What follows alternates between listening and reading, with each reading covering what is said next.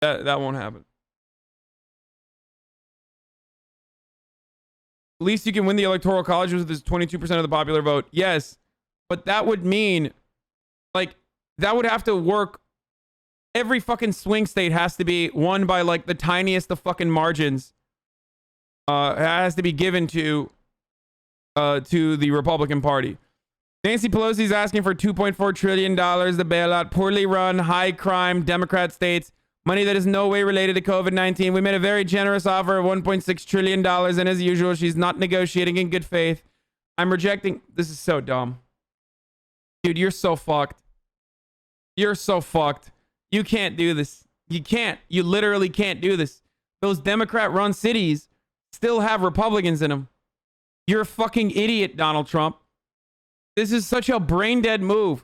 Donald Trump's biggest problem here in this circumstance is that normally he has really good fucking instincts, okay?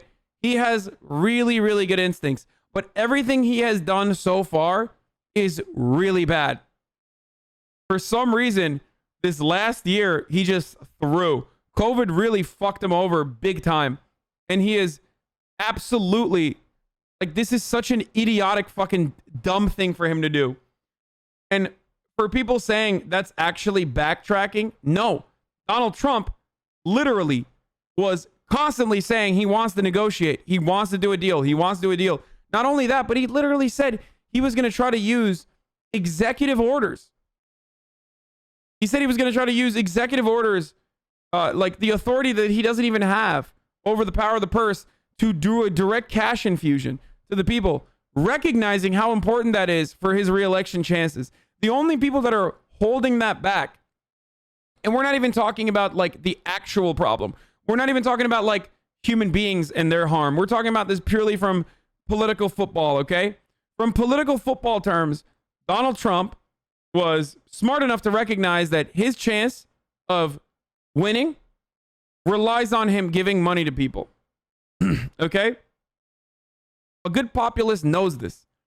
Donald Trump overall is a good populist.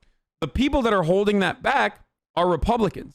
So much so that even Osita and myself on this broadcast Hasan. when we were shooting that Bad Faith podcast episode talked about this, where Osita thinks that it's so strange for the Republicans not to give a second cash infusion that he believes that like Republicans don't even want Donald Trump to win a second term because it's that psychotic.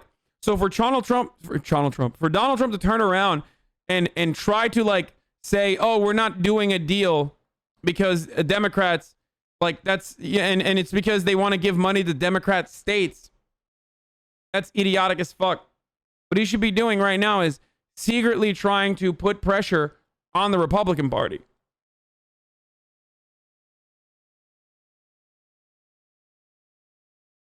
Anyway, money that's in no way related to COVID-19. We made a very generous offer of $1.6 trillion. And as usual, she's not negotiating in good faith. I'm rejecting her request and looking to the future of our country. I've instructed my representatives to stop negotiating until after election, when immediately after I win, we will pass a major stimulus bill that focuses on hardworking Americans and small businesses.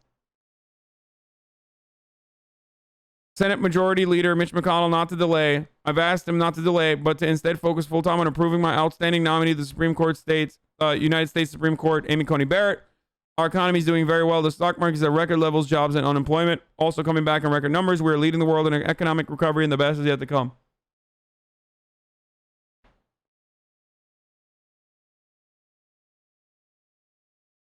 Donald Trump's pathway to success is unfathomably, unimaginably narrow. Okay? Like, the polls have to be completely broken, more broken than 2016. Okay? People have to be, like, secret about how much they love Donald Trump for some fucking weird reason. His name is Hasan. At this stage. But not only that, but, like, his pathway to success is undoing all the damage that he's done in the past 7 months in literally 1 month while he has coronavirus. You understand?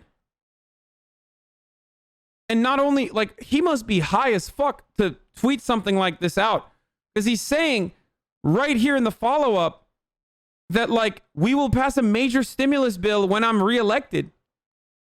Okay. So you're saying that it's necessary and that you're literally holding it hostage. So why the fuck? Like, you're the one who's saying we're holding this hostage. Like, you're putting yourself in jeopardy by admitting that you are the reason why this deal is not this deal's not going forward.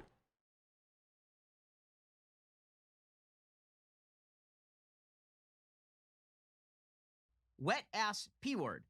Make that pullout game weak.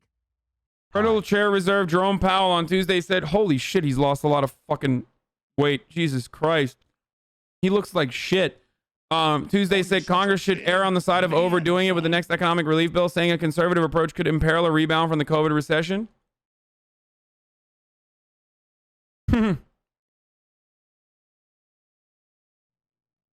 Isn't that just darling? Stocks turn negative after Trump says White House to stop negotiating stimulus until after election. God, those communists are amazing. What did I tell you guys? What did I tell you guys fucking like 6 months ago, or not 6 months ago, or 5 months ago? I said it is absolutely unimaginable that they don't push for a second stimulus. His name is Hasan. I told you that Mitch McConnell would do it, and I was fucking wrong. They are literally more psychotic than I expected. I said it is unimaginable that they would not push for a second stimulus because you will literally you will destroy the American economy. Like all presidents of like a robust economy doing well will completely fall apart if Republicans don't feed in a second stimulus package. And it's insane to me that they won't do this. Because one, it hurts their re-election chances, even though the Democrats are total fucking cucks and they're not doing a good enough job winning the messaging war, constantly talking about how much Mitch McConnell and all of these fucking Republicans that are up for re-election, by the way, are literally holding back a stimulus package that Americans desperately need. Okay? It is remarkable to me.